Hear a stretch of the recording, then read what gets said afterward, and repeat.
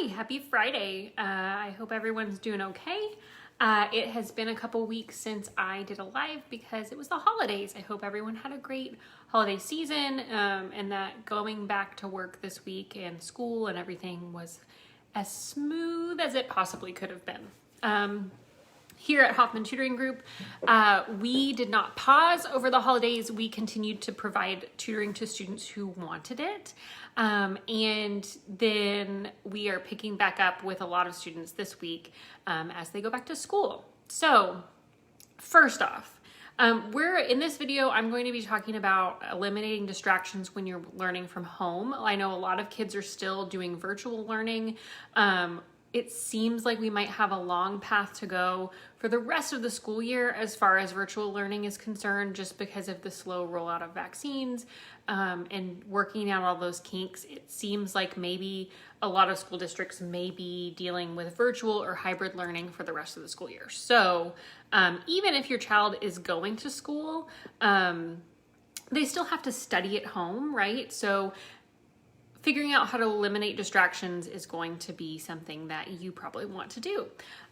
First and foremost, though, I wanted to briefly address the things that have been happening with the storming of the Capitol and all of that. I am not going to express anything except for I want you to know that it's probably smart to talk with your children about what's going on if they are especially if they're going to school and seeing friends or just seeing friends in general. As someone who used to be in the classroom, kids, even very young kids, even kindergartners, talk about these things because they see something on TV, their parents talk about it to them, and then they go to school and they talk about it with their friends. So make sure you're talking with your kids about it however you feel is appropriate.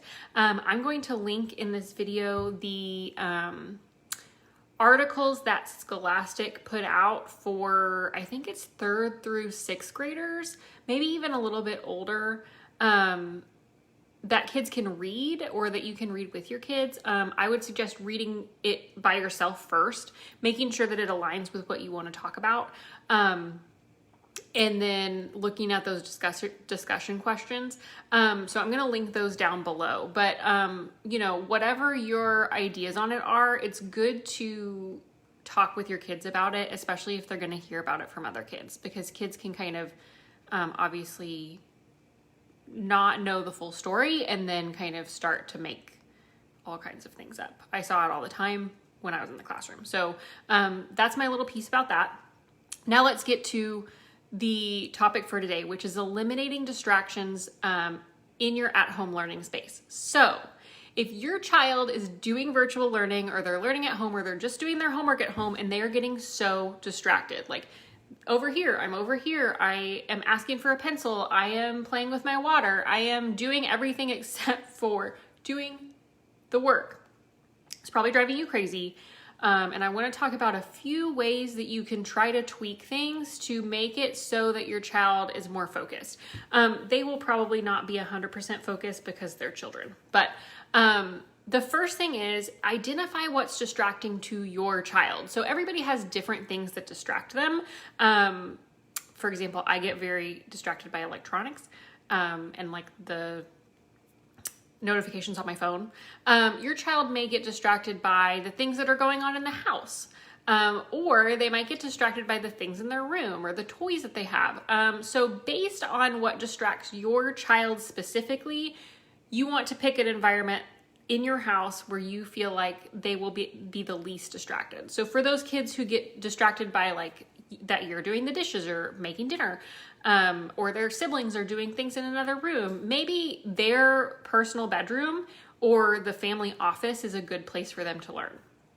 For kids who get distracted by their things or get more distracted when they're by themselves because there's no one there to kind of keep them accountable, maybe the room is not a great place for them to be, or a family office is not a great place for them to be. Maybe the kitchen table is the best place for them to be.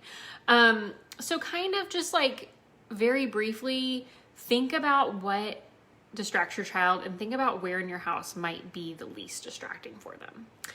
Number 2, try to get rid of electronic distractions as much as you can. So I know this is hard when your child is doing virtual learning, right? Because it's online, but trying to disable as many notifications on the computer as you can. If they have to have their phone by them, turning it on do not disturb, or just taking the phone out of the equation. Maybe they don't need their phone by them.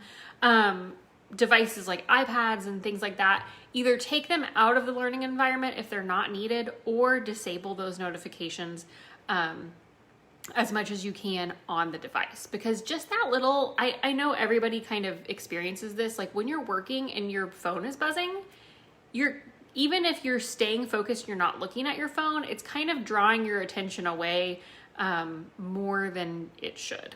Also, if your child gets distracted by websites, so like YouTube or Facebook, if they have Facebook, or, game sites, find a way to disable those sites on your child's school computer. So, whatever computer they're using for their schoolwork, try to figure out on that specific computer how to block certain sites. Maybe you can block them for the duration of the school day, or the duration of homework time, and then have it pop back up so that they can use it, or just block it. And, if they want to use that, they have to ask you. But there are a few different ways to disable things like YouTube, and you'll have to look up to see how you can do that with your browser. I have lots of students that their parents have, especially like preteens, who have blocked YouTube on their computer because it's very distracting when you're trying to do homework.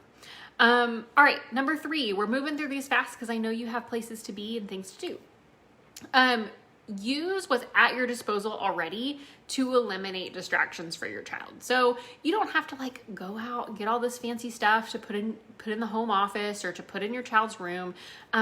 Use what you got. So the best example is that old science experiment board, the trifold boards that are in your closet that your kid did a science fair project last year.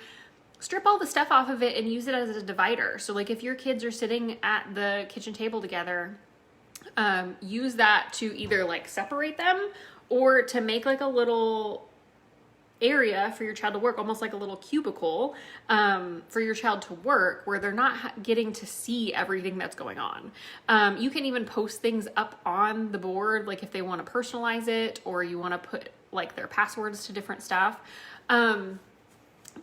Get a box, an old Amazon box, or a shower caddy, or if you have a diaper caddy from when they were real little, and put all the extra school supplies in there. So anything that your child typically needs for school or for crafting or whatever, making a project, go ahead, put it all in that bucket. And then have that next to where your child works. It's easy. You can pick it up and put it away if you're having people over, but, keeps your child from having to get up and find things. That's precious seconds where they're not distracted. And they're not asking you constantly for stuff, which can kind of save your own sanity.